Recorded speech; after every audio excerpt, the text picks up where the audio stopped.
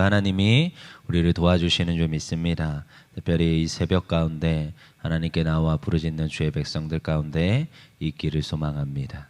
새벽 예배 없는 사람들은 참 귀합니다.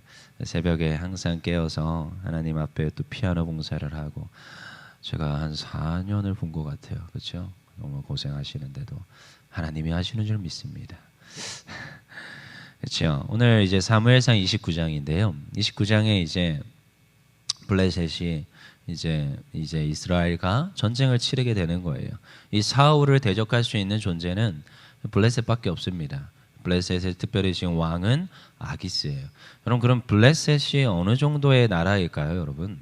뭐 제국일 것이다. 제국 정도는 아닌 것 같아요. 그러면 우리나라로 추측하건대 아마 신라 중에서도 통일한 신라 정도.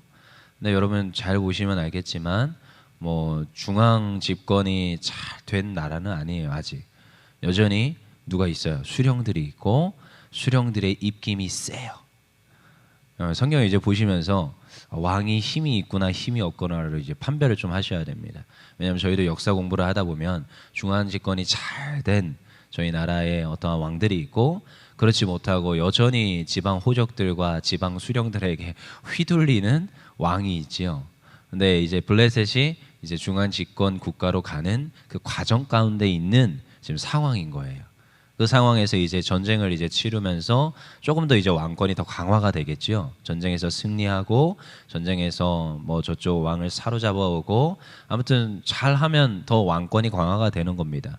근데 그렇지 못하면 패전하면 뭐 나중에 가면 저 왕을 잡아 죽여라, 뭐 이 정도까지 가는 형국이 아직 중앙 집권이 정확히 안 된 나라의 특징입니다.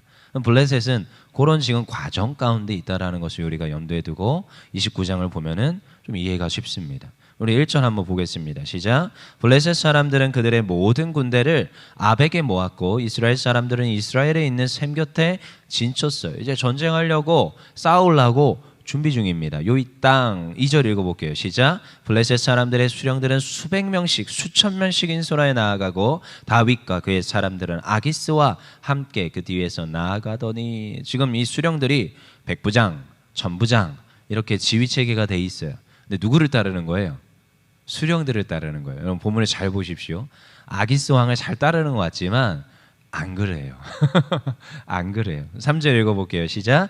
블레셋 사람들의 방백들이 이르되 이 히브리 사람들이 무엇을 하려느냐 하니 아기스가 블레셋 사람들의 방백들에게 이르되 이는 이스라엘 왕 사울의 신하 다윗이 아니냐. 그가 나와 함께 있은지 여러 날 여러 해로다. 그가 망명하여 온 날부터 오늘까지 내가 그의 허물을 보지 못하였노라 하니, 블레셋 사람들이, 이 수령들이, 방백들이라고 뭉뚱그로 말했지만 우리나라로 따지면 호족들이 지금 문제를 제기를 한 거예요.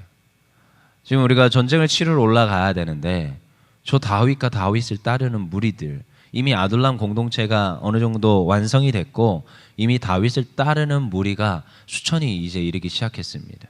혼자 움직이는 게 아니란 말이에요. 여러분 잘 생각해 보십시오. 사울의 장군이 누구였습니까? 다윗이죠. 물론 블레셋으로 피신하여서 한동안 계속 오래 있었지만 지금 이 블레셋 입장에서는 사울과 싸워야 되는데 지금 뒤편에 사울 편 두고 싸워야 되는 이 형국이 지금 발생하는 거죠. 그러니까 블레셋 이 방백들의 의견도 합당한 면이 있습니다. 왜요? 가장 선두에 서서 칼부림했던 애가 다윗이란 말이에요. 그리고 또 다윗이 혼자가 아니에요. 꽤 인원이 많이 불어난 지금 상황인 겁니다. 그러니까 지금 이게 두려워요, 안 두려워요? 두렵죠. 왜요? 뒤에 가보면 그는 사울이 죽인 자는 천천히요, 다윗은 만만히로다. 이런 존재가 지금 다윗이란 말이에요. 일당 백의 역할을 하는 거예요.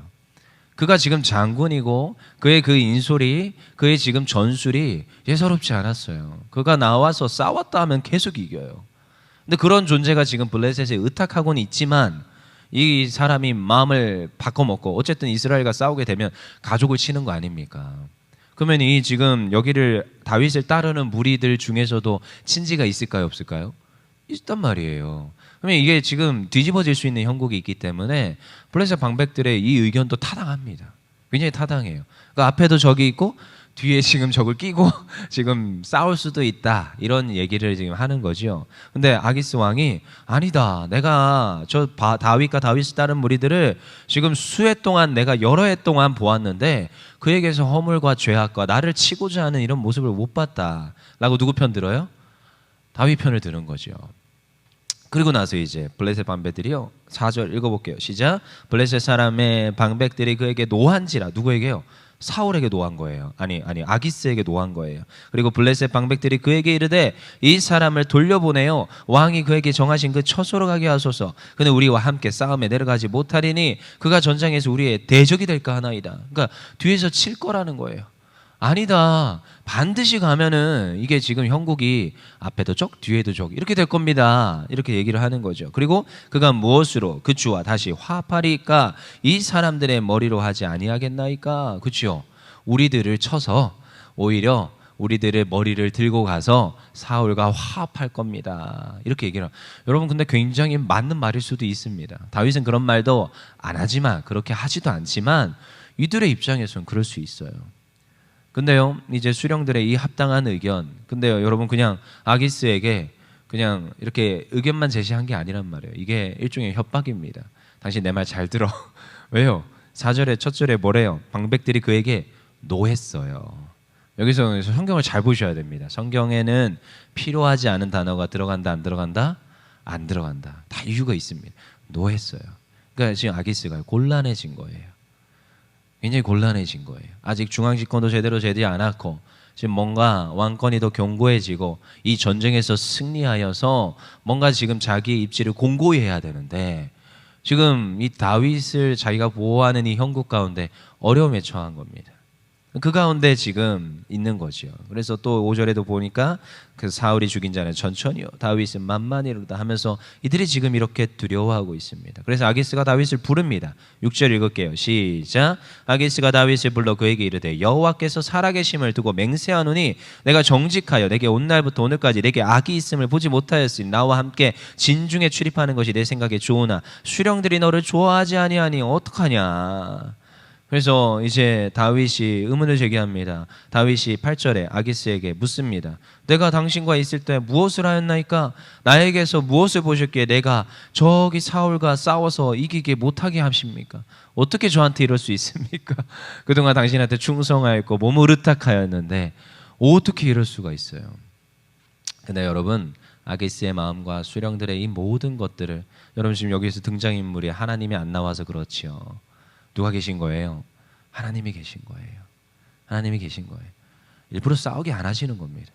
어떻게 친지를, 어떻게 하나님의 백성을 여러분, 그동안 다윗이 사울을 죽일 수 있는 기회가 있었어요, 없었어요?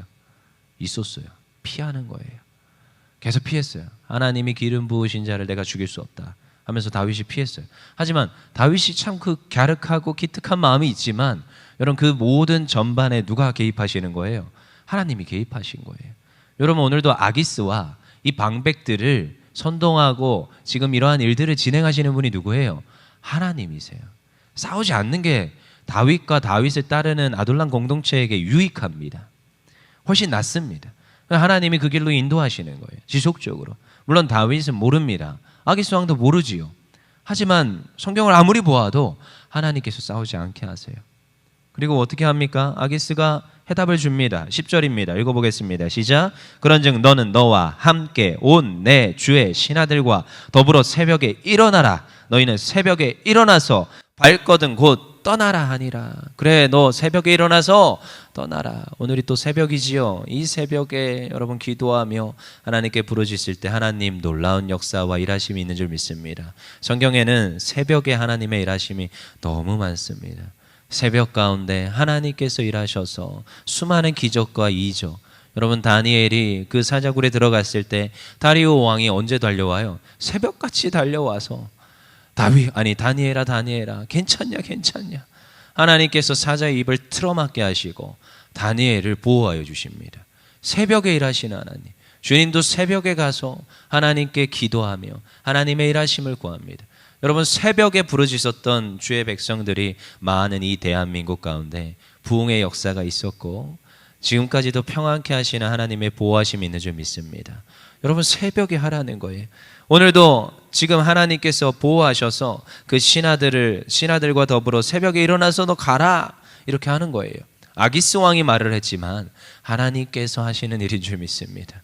여러분, 어디에 있어야 돼요? 하나님의 백성, 하나님의 그 보내주신 그곳에 있는 거예요. 어디로 가라는지 모르겠습니다. 이제 나아가서 아말렉 땅 가운데로 이제 나아가서 이제 피신을 하게 되지만, 여러분, 하나님께서 가라고 하시는, 하나님께서 말씀하시는 것이 그곳이 맞는 줄 믿습니다. 오늘도 우리는 그 편을 택해야 돼요. 우리 한 절만 읽고 마칠 텐데, 우리 시편 1편 1절입니다. 시편 1편 1절. 잘 외우시는 분은 그냥 외웁시다. 시편 1편 1절 읽어보겠습니다. 시작. 복 있는 사람은 악인들의 꾀를 따르지 아니하며 죄인들의 길에 서지 아니하며 오만한 자들의 자리에 앉지 아니하고. 아멘. 여러분, 시편에서 가장 관통하는 성경의 구절은 1편입니다. 1편. 그리고 1편 1절에서 말하는 바예요. 넌 어디 있어라? 하나님의 말씀에 그 자리에 있어야 되는 거예요.